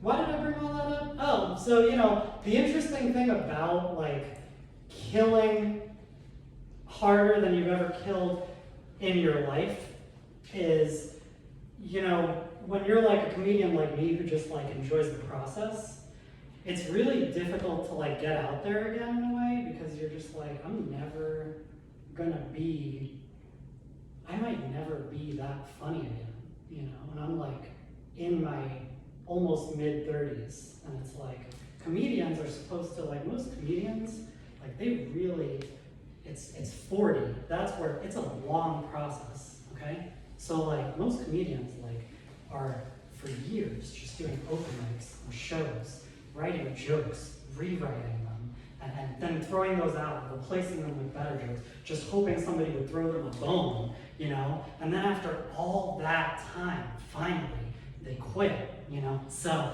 and you know, if they don't, they can make something good. They'll put something together that is really strong and tight and like a really good demonstration of everything that they've done all those years, right? But I went viral on some bullshit, like 6-minute thing, like, you know, just kind of trying to be great, but I didn't expect to like fucking just hit it, you know? I did. So, now I just kind of like want to get back to it, and I'm going to test something out, which is I'm going to ask you guys something. You guys are listening to me, right? Mm-hmm. Because, you know, sometimes you really can't tell, you know? You really can't tell. And I break all comedic rules, all of them. Like, I'll just ask you guys straight up, I don't give a fuck. You know, I mean, I've been through so much, you know, like with comedy, comedy's amazing. I love it. Actually, I hate it too. I hate it more than anything I've ever hated in my life, but I hate life more and so bad. You know, but comedy's amazing, but it's not everything. You know, I left, I had other experiences. I got fat, you know. I didn't think I could do that. I lost it already, but I'm telling you, I got fat. I figured it out. I did not think that was possible for my body type, but I did it. And I'll tell you my secret. Everyone's got a secret, you know, diet, right? Zebra cakes. Okay. You guys know them? Mm-hmm. Yeah. Okay. One every morning for breakfast. That's the secret. That's all you need. I promise you, if you're over 30 years old and you follow that regimen, you will get fat. It doesn't matter. I don't care who you are. Yeah, mastering comedy. If you're over the age of 30, I don't know. I fucking hit everything I wrote, which I wrote most of it in like the past 5 minutes. That's cool. A lot of people, that's the other thing, a lot of people like work, and I hate doing that. I don't want to do that for comedy. That's like funny. It's tough to do comedy but not work at it. I'll let you know how it goes. You know what I mean? And what's that? Nobody seems to respect the light here, but I used to. What does that mean? Is that 1 minute, 2 minutes? If they give you light, you got 1 minute. Yeah. 1 minute? Okay. I mean, not nobody, but there was that dude earlier who was like, holy fucking shit. Anyway. Right? Nothing against them. It's just what it is. It's that feeling. I know, because you guys are comics. You guys know. And I'm about to do it right now. I'm about to run this fucking light. No. I just want to tell you, can I run you guys like a, all my jokes are dark when I start to get out, so you'll have to forgive me. It's just dark jokes. But can I run you guys like a jokey joke? You know, like just jokes, you know? Like I've just been talking because, oh, the other part about my fucking mind-blowing killing that I want to tell you guys, and I wasn't thinking about saying this earlier, I didn't say a fucking word, okay? I know that's hard to believe, but I actually crushed and didn't say anything on Kill Tony, and that makes it, I love talking, so that pisses me off. Let me run this joke by you, because I've just been talking, just getting feelings out, you know? So, you know, trigger warning, suicide, okay? Things haven't been going too well for me. I went to my doctor and he actually diagnosed me as suicidal. And I mean, he didn't like actually say that, but he asked how my life was going, and I kind of told him for 5 minutes, and he said, "You should really kill yourself." What? Yeah. Yeah, and then it got worse. I actually, shortly after that, I was diagnosed with homicide. Or not diagnosed, like charged. I was accused, that's the word, I want to fuck it up. I was accused of homicide, you know? My doctor actually killed himself. Yeah, okay. They found a note, and it said Michael Malamud was talking, and I did this, so I'm in a lot of trouble now. And, you know, now I do want to kill myself. I mean, a homicide charge? Can you imagine? It's just inconvenient. But the thing is, I don't want to kill myself because I just don't have the balls to do it, you know? So I was thinking maybe I'd hire an assassin, someone to commit homicide on me and get me out of the way. But, you know, then I don't really want to spend that money. Okay, thank you very much.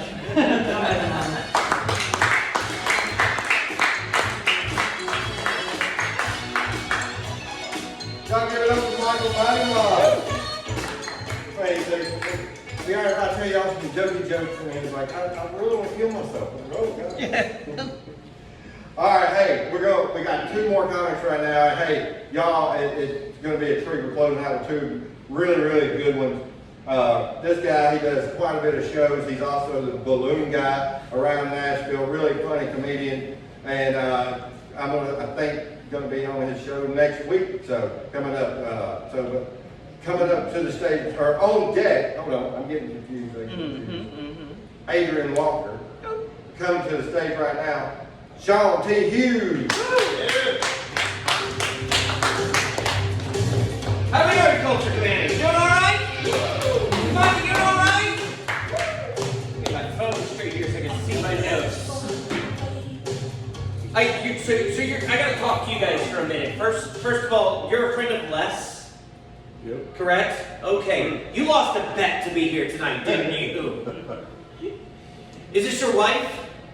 I'm sure after tonight she better be Valentine's Day better be awesome after this. And this lady right here, you're my favorite person. Tara? Yes. Tara. Come here often? Never mind, I'm sorry. Doing a hit on you. You're here at a comedy mic on a CBD place on a Saturday night. You have suffered enough. You don't find that funny at all, do you? You're having a good time, that's good. I'm going to try to help you have a good time. And I probably should explain something. When Les was talking about me being a balloon guy, that's what I'm dressed like this for.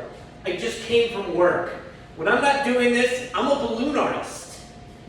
Yes, I even have the logo on my shirt right there as a part of my job. And just to let you know, when you get to be my age, you have your name on your shirt as a part of your job, you've made some horrible life choices. I didn't bring a balloon. Anybody want to see a balloon? Woo! Sure. Come on, you want to see a balloon? Yeah, balloon. Anybody excited about the big game tomorrow? Nobody. No football fans. I'm going to give you guys football 101 then. Check this out. Ready? Regular football, Tom Brady football, right there. Yep. One football fan in here. Thank you for being here.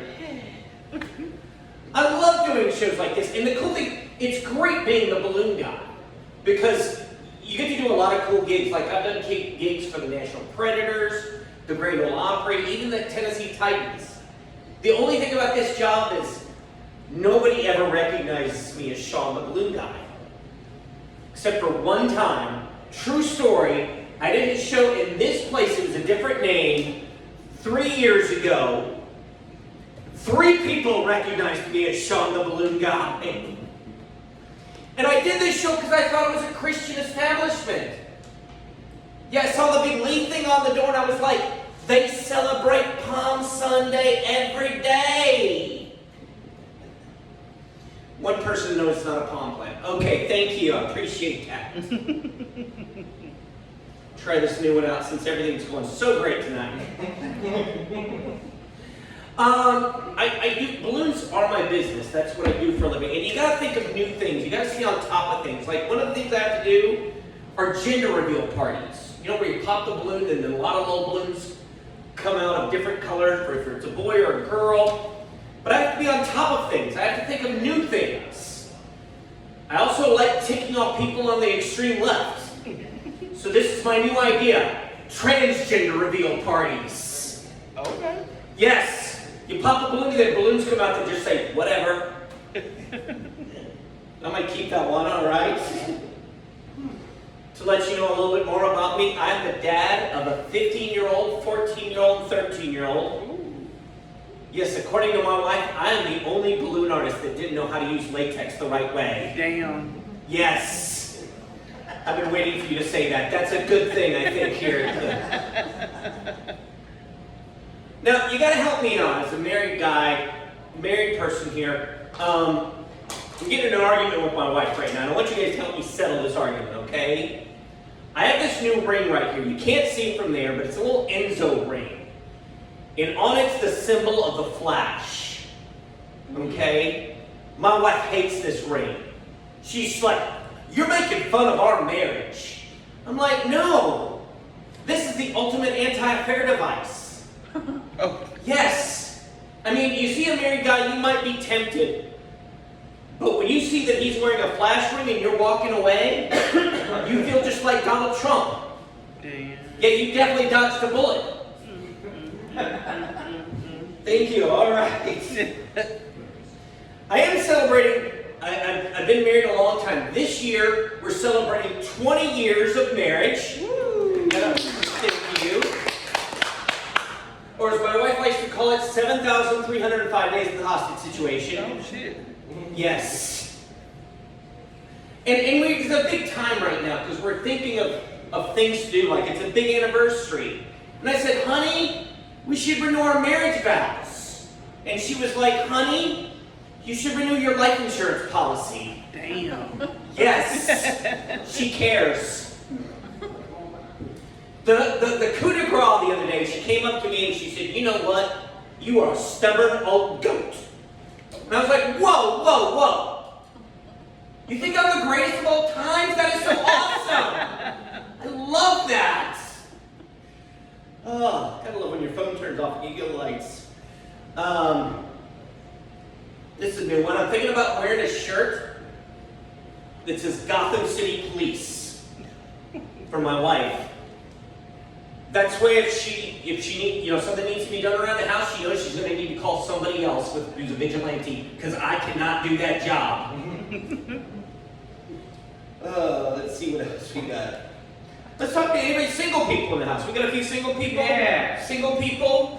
I think being single right now is like fast food dating. I call it my fast food dating. Because, think about it.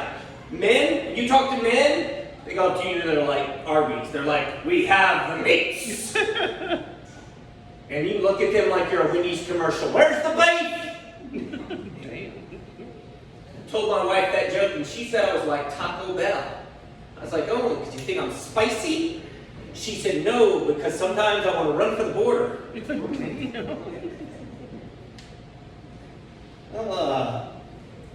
I'm getting older.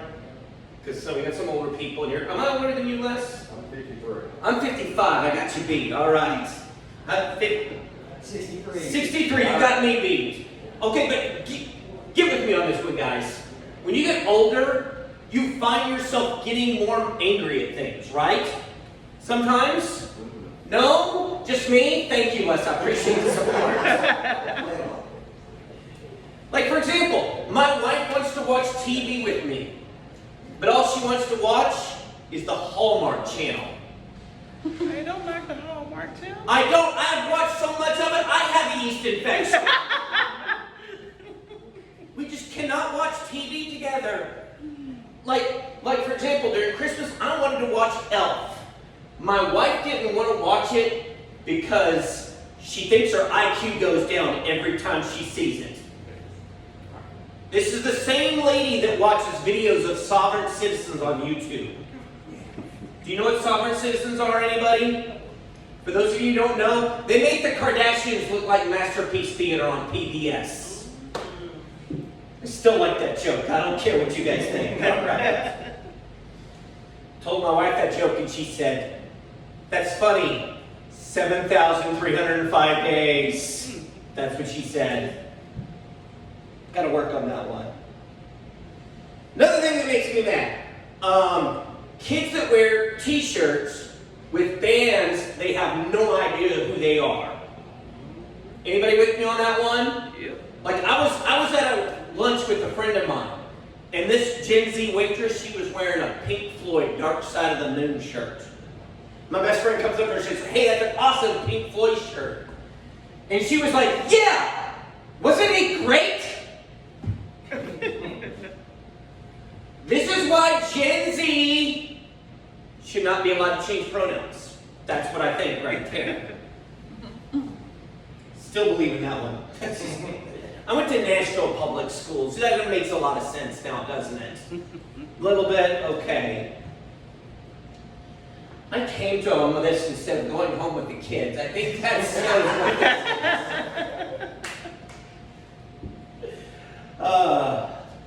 another thing that makes me upset, automatic paper towel dispensers. Because you keep waving your hand in front of it like you're bad Vegas magician trying to make something appear.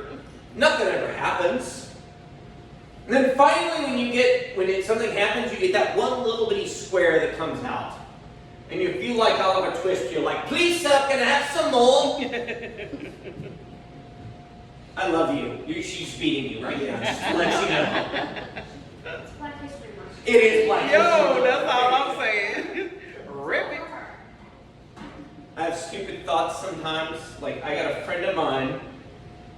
He used to work for the Nashville Ballet. And I had to ask him this stupid question. I said, "Do they have handicapped bathrooms at the Nashville Ballet?" Why would they need them? They said, "Yes, they do. They have to have them there." Which I think they do need them. Because when the ladies go to the bathroom, they just grab that bar and go. Okay, no, you didn't like that one. All right. You're still my favorite comic, right? Or favorite person. Okay. If you hated this one, you might even hate this one more. Anybody hear the news? I love telling jokes about the news. Anybody hear the news? They have a new meal out. McDonald's is coming out with a new meal featuring WNBA star Angel Reese. Yeah, it's a new meal that they're coming out. Just for our first WNBA player to get her own meal. And because it's a WNBA player instead of an NBA player, it's going to cost less. That's true. That's fucked up. Yes. Oh, should I end on a good one? I don't know. Anybody happy about the elections that just happened? No, that's okay. This is the reason why I think Joe Biden lost. Why he had to bow out. Because he kept on saying things that the White House had to keep coming back on. Luckily for Joe, even though it wasn't enough, he had a press secretary. And the press secretary would say, "No, no, no. The president didn't mean that when he said this. This is what the president meant." Which makes me think we need a press secretary, don't we? So the next time we say something stupid to our lady, that press secretary can come on and says, "No, no, no. Your man did not say that your butt looked fat in those jeans. What he meant to say that your butt's a part of a larger economic picture. Damn. It's actually a part of infrastructure. That's what he meant when he said build back better. That's what he meant right there." My name is Sean T. Hughes. Thank you guys. You guys have a great evening. Thank you. Y'all give it up for Sean T. Hughes. All right, hey, y'all give it up for hanging out here tonight. You know, most of the nights you get like 4 or 5 minutes. So, has everybody been having a good time? Enjoying it? The comments, y'all having a good time? Yeah. All right. So, all right. I do want to. Sean mentioned been 20 married 20 years. That is an accomplishment. But one of my favorite things to do is I just like fucking with people because you know, I'm by myself.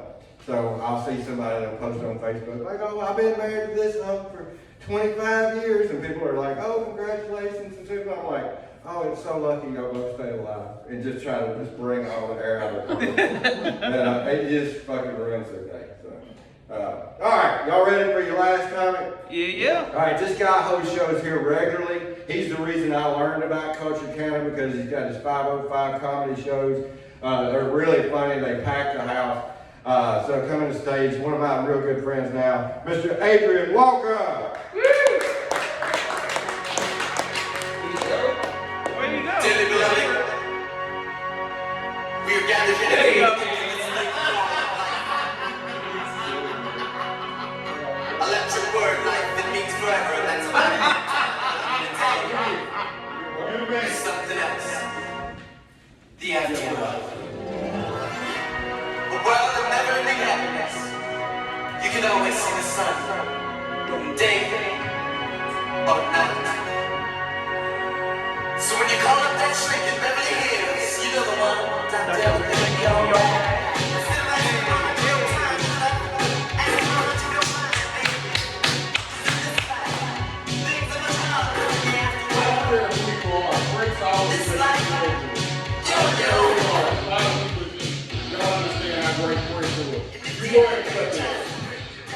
Thank you very much, DJ. Thank you, Les. I am going to try to make y'all laugh and offend you all at the same time. All right.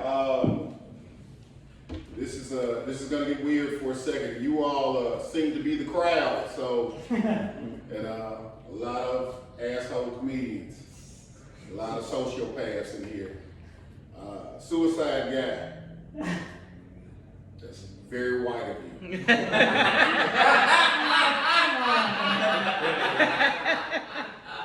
Suicide ain't just for white people. Yeah, it is. Definitely. How long y'all been married, man? 26 years. 26 of the damnedest years. Not the damn. I'm gonna clap for that.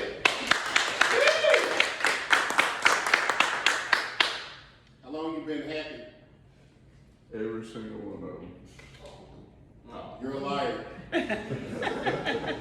Can't be that. What about you, man? How long you been happy? The whole time. 2 liars. About you, lady? How are I'm you? not ready to either one of them. So the premise of a lot of the shows that I do a show called Storytime with 505. And it's where I tell true life stories about different parts of my life or different aspects. So, being tonight, this is Les's second run here at doing open mic. Les, I'm actually going to tell a story that's near and dear to my heart. All right, so there are 2 black people that are here now that are comics. That's myself and Mr. Malcolm Franklin is back there. So, being that there's only 2 black males in here, I get to tell you a story about when there was only 2 black males in the room. So I grew up in this country ass town y'all probably have never heard of. It's called Mount Pleasant, Tennessee. Now, oh, you have? Yeah. Really? Yeah. It's on the way to Localville. That is weird. I've never had anybody to do what it was in. So, all right, this is going to be even more fun. All right, so knowing that you know the actual layout of it, it is 85% Caucasian. I wasn't a dumb child.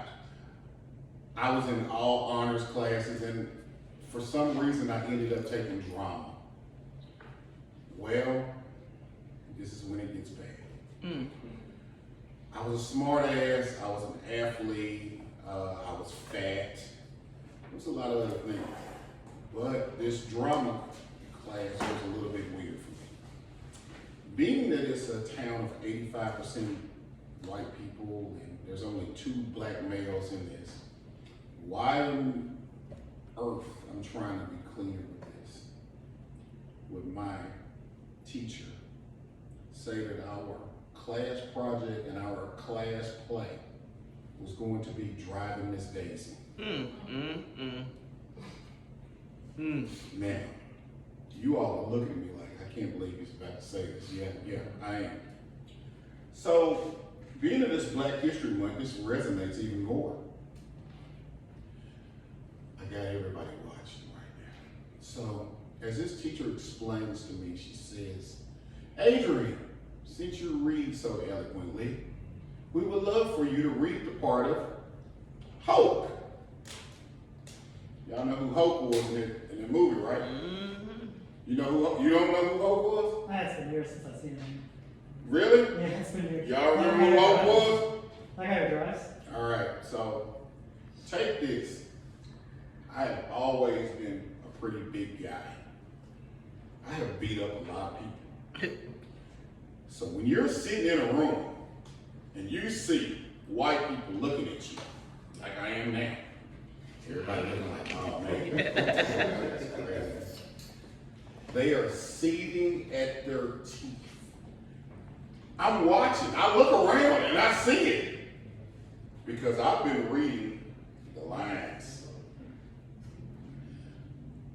I know all these motherfuckers want to call me a nigga. Every one of them, including the teacher. So as I sit there and I think about my ancestors and things of that, I blurt out the greatest thing in the world.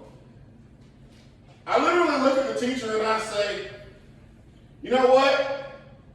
I won't get sued, she's dead. You got me fucked up. Bad ass. She looked. She done like this right here. She said, I'm sorry, what did you say? And I look around and once again I see people flipping pages. They go into all the nigga pages. They can't wait to read these motherfuckers. And I say, nah, you got me fucked up. She sat there. She said, Adrian, I think you need to get the heck out of my class. I said, yep, I do. I go to the office. Now, I am not the typical black man. I did grow up with my father and my mother. I know y'all are like, really? Yep, I beat the odds. This wasn't a good moment though. So when talking to this principal, he called my parents. My dad immediately came in and hit me in my fucking face. Damn. Yeah, that was a different time. These kids these days call DCS or anything like that. I didn't do that. Because the principal, I thought school was supposed to protect you. Well, the resource officer that was in there actually sat there and held the door for my dad as he kicked my ass. Different time. Hey, you don't have to laugh. This is a true story. You'll take this home with you. As I sat there and I got my ass beaten, then they explained to my dad what I'd done. My dad literally rubbed me on my head when I left. Now, I'm crying, I'm snotting, I'm basically damn near in tears and blood. This motherfucker looks at me and tells me, you know I'm gonna whoop your ass for your mama, right? I said, what? He said, hey, I'm very proud of you right now. I can whoop your ass for your mama.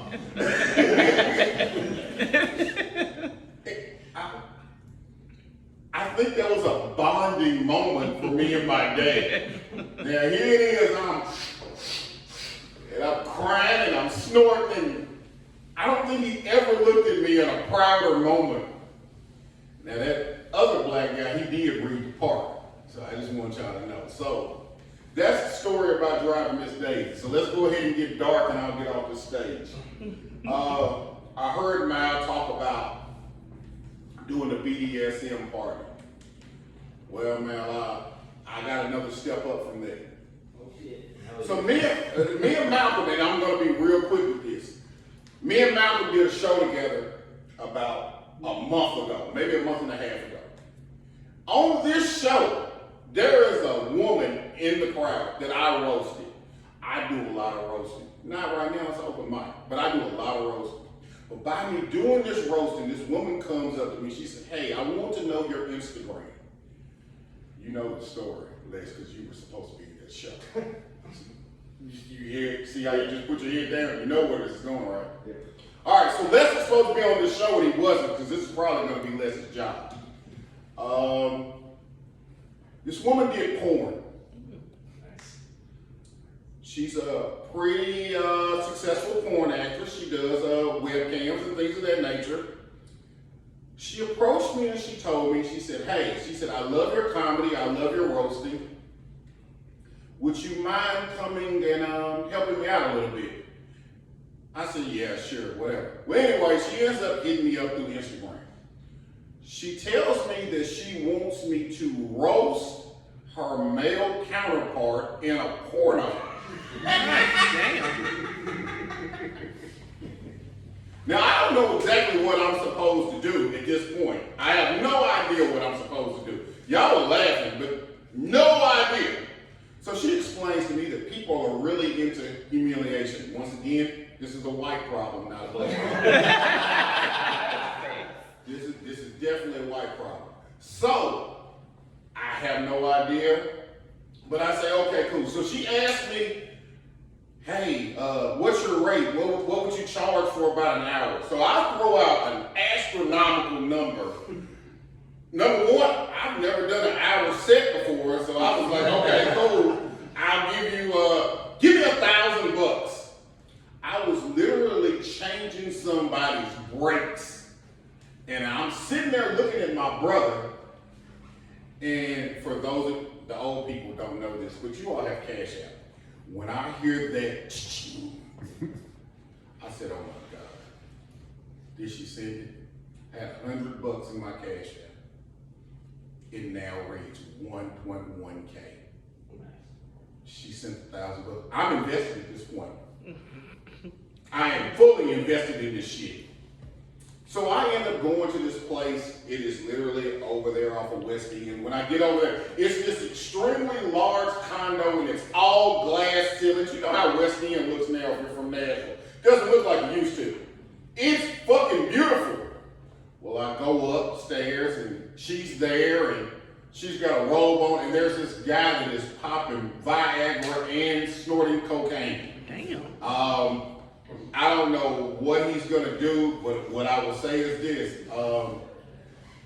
The story with white men is not always true, because this motherfucker was hung like a goddamn horse. He called himself Johnny Jackhammer. Well, shit. And I didn't shake his hand because I think that Johnny Jackhammer was jacking before I got there. Johnny had a robe on, but it looked more like a fucking tent. She explained to me how I was gonna have to deal with this situation, and it didn't go well. So she told me, just talk about it as we go. Let me get it up. So Johnny starts out like most of us do. We start out eating pussy. I'm gonna say pussy. I'm sorry, ma'am, if that offends you. You've been married for 27 years. He did it at least year 13. I hope he did. Kind of quiet. We're good. My guy. All right. All right. So anyway, I sit there, he takes off, and he starts eating a pussy. So I'm standing there. Yeah. You get in there. You're doing great. This woman literally stops. Cut! Adrian, that is not your job. I'm sorry, man. What am I supposed to do? You talk shit to him. Tell him he's doing a horrible job. Tell him he doesn't. Okay. Roland. Yo. You're licking that motherfucking pussy like a dog licking water out of a bowl. Tighten your shit up. Get in there. Go ahead, put your fist in it. It's big enough. Shit. Hey. I think it's stretch a mile for the 10 inch. Get in there. Come on now. Johnny sits there, and I'm watching that thing do this right here. It's starting to goddamn move. Because I'm in this motherfucker's ear. Now I get into this shit because I'm like, hey, I'm really part of the show now. I don't have enough dick to be a part of the show. But I'm in the show. I'm there. I'm like, yeah, I'm talking. Johnny picks this woman up like this right here. And he is throwing that thing in there. right beside him and tell him, hey, how much dick ain't there? Hey, you're weak. You're weak. If you really knew what you were doing that day. As I sit there and I watch Johnny's dick fall out. Now, this is when it got weird for me, because I almost reached up in there and threw it back up there. I didn't touch his dick. I didn't. I'm going to end on that. My name is Adrian Walker. I'm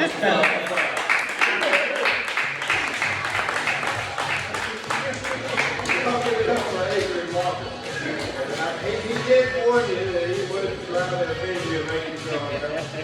And I don't know, the main thing that I took out of that is I will never miss another fucking show, man. God damn, what the fuck, man? So, hey, has everybody had a good time? Yeah. Hey, y'all tell your friends, we want to make this open to come out. You know, if somebody wants to come out and sing some songs, I'd love to have some more musicians come out. That was a lot of fun, but thank you everybody that coming out, Taylor. And then I do want to mention, Dart, if I say, you know, everybody has made a point to mention her a lot tonight, but this is my friend Tara Rising. She is a burlesque dancer. If you've never been to a burlesque show, you've got to need the information. I want to go. Yeah, it's fucking, it is. It's fun, it's funny, it's creative, it's sexy, and they do a fabulous. She's got a show coming up on February 20th at Fran's. It's down on Dickerson Road. So come out and give them show them some support and give it a try. It's a lot of fun. So all right, hey, thank y'all again. Everybody that came out. Katrina, thank you for all you've done. Make sure you say hi to Augusta. Check out our product. Play me out there, Katrina. Yep, there you go. I'm sorry. I'm like, who's Katrina? I'm sorry. Thinking of floods and shit or something. I tell you, I get confused, man. That's all right. That's all right. Yeah. Hey, and yeah, Culture Canna, gettingmoreless.com. Thank y'all again for coming out. Have a great evening. We'll see you Wednesday tonight in Madison. Thank you.